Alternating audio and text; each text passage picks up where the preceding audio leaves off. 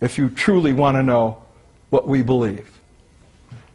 So no matter how far you've traveled in the wrong direction, the route where you originally wanted to go still exists.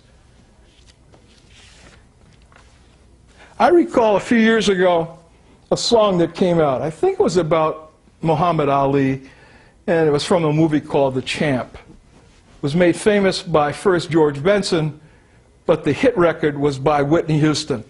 And the last part of that is so libertarian, I'll share it with you. She said, "I believe the children are our future. Teach them well and let them lead the way. Show them all the beauty they possess inside. Give them a sense of pride. To make it easier, let the children's laughter remind us how we used to be. I decided long ago never to walk in anyone's shadow. If I fail, if I succeed, at least I'll live as I believe. No matter what they take from me, they can't take away my dignity, because the greatest love of all is happening to me. I found the greatest love of all inside of me. The greatest love of all is easy to achieve. Learning to love yourself is the greatest love of all." Learning to love yourself is the greatest love of all. That's very libertarian. That bothers some people, but it's true. Learning to love yourself is the greatest love of all. Last phrase. And if by chance that special place that you've been dreaming of leads you to a lonely place, find your strength in love. A nation may lose its liberties in a day and not miss them for a century, Montague said. Eventually, average citizens must come to realize that no government, large or small, is their benefactor.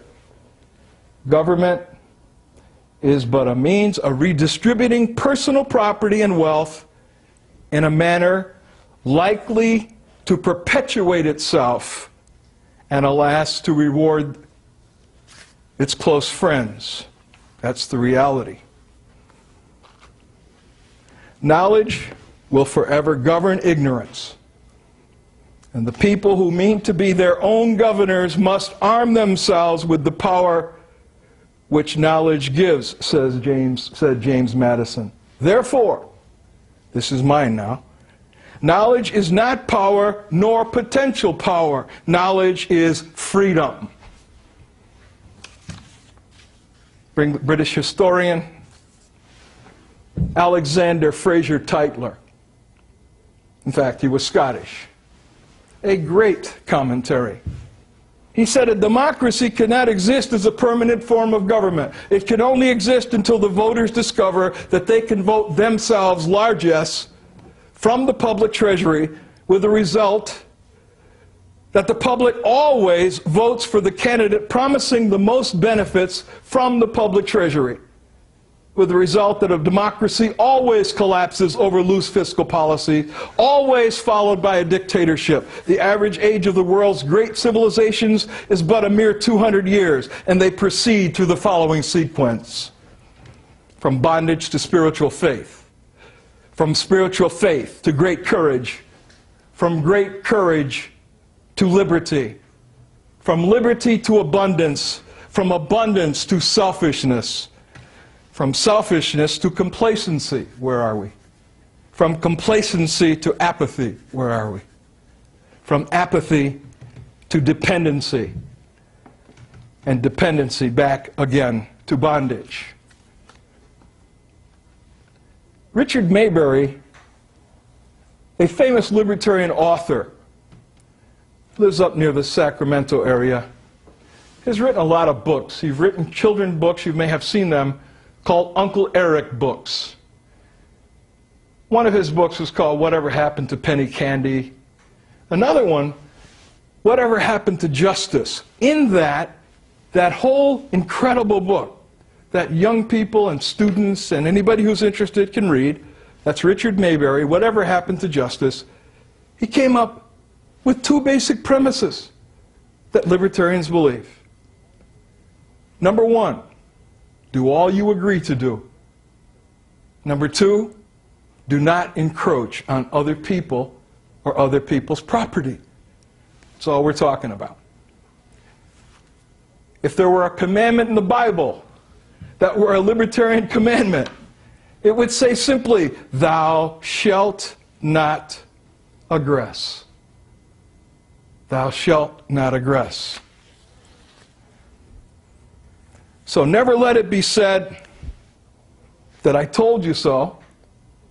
Never let it be said that I told you what to think. My only challenge to you has been to think. And when you do really think, you just cannot deny that you are a slave in America today.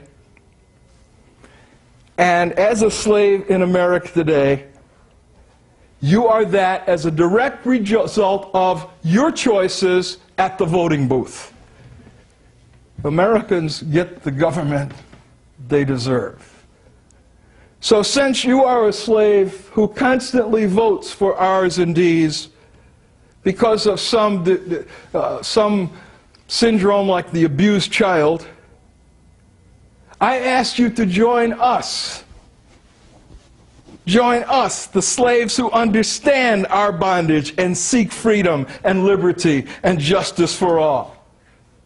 Not just as libertarians, but as people who really are concerned with this country, who really are concerned with what is happening to us, to our children, to our grandchildren, who really are concerned with our freedom. So let me just finish. I'm a fan of, surprisingly, a jazz fan, but also a fan of the group Chicago. They've been playing for about 40 years. I can't believe they're still out on the charts.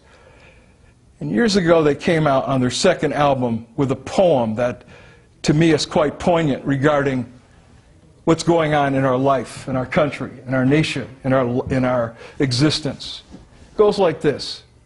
When all the laughter dies in sorrow and the tears have risen to a flood, when all the wars have found a cause in human wisdom and in blood, do you think they'll cry in sadness? Do you think an eye will blink?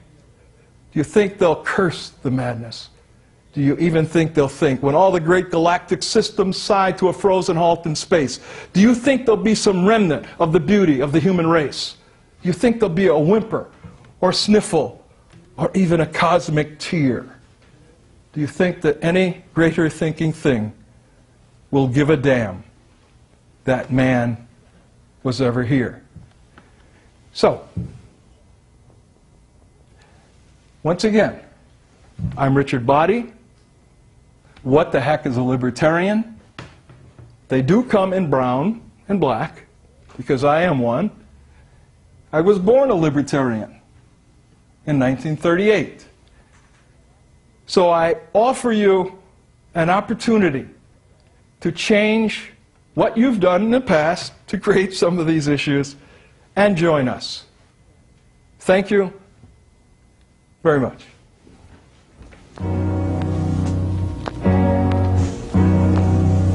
We hold these truths to be self-evident, that all men